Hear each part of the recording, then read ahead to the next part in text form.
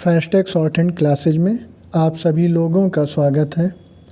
यह dictation high court stenographer की परीक्षा को ध्यान में रखते हुए 80 वर्ड पर मिनट की स्पीड से 5 मिनट की होगी। आप सभी लोग तैयार हो जाएं। डिक्टेशन स्टार्ट होगी 5 सेकंड बाद।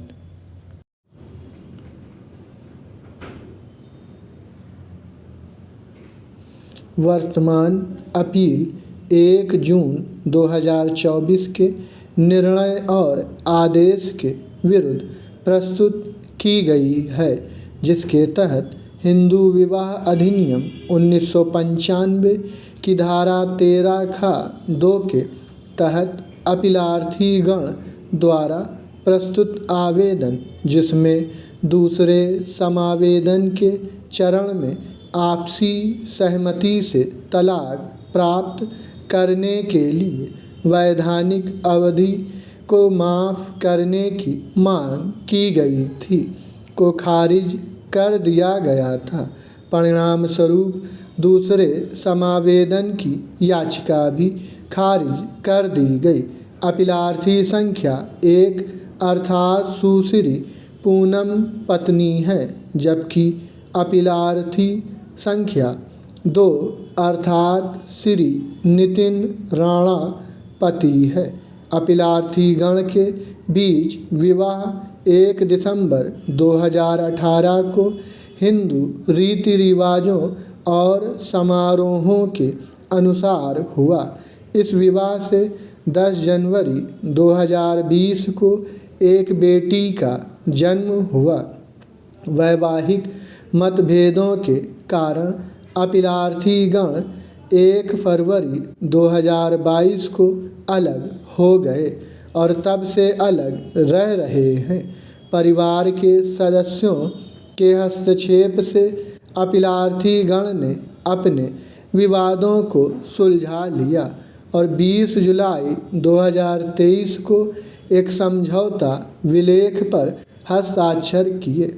समझौते के अनुसार अपीलार्थी संख्या 2 ने स्थायी निर्वाह व्यय के लिए पूर्ण और अंतिम समझौते के रूप में अपीलार्थी संख्या 1 को 20 लाख रुपए का भुगतान करने पर सहमति व्यक्त की। इस बात पर भी सहमति हुई कि बच्चे की अभिरक्षा अपीलार्थी संख्या 1 के पास रहेगी।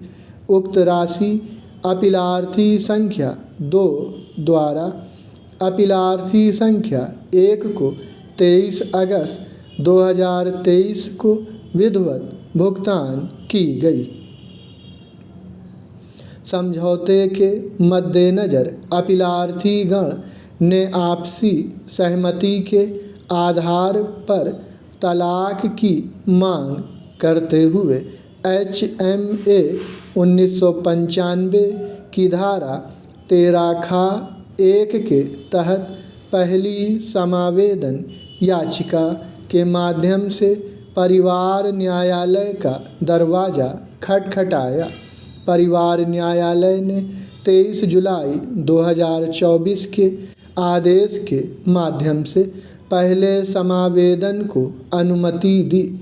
21 मई 2024 को या उसके आसपास अपीलार्थी गण ने HMA 1995 की धारा 13(ख)(2) के तहत HMA संख्या 1644/2024 के तहत दूसरी समावेदन याचिका दायर की, जिसमें विवाह विच्छेद की मांग की गई और साथ ही दूसरी समावेदन याचिका दायर करने के लिए 6 महीने की वैधानिक अवधि में छूट की मांग की गई। आक्षेपित आदेश के माध्यम से छूट हेतु आवेदन को खारिज कर दिया गया।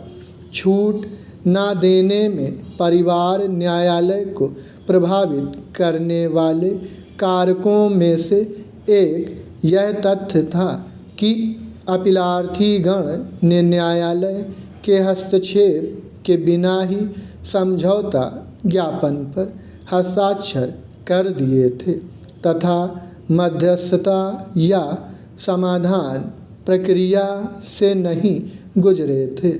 इसलिए परिवार न्यायालय इस बात से संतुष्ट नहीं था कि पक्षकारगण ने सुलह के लिए पर्याप्त प्रयास किए थे। स्टॉप।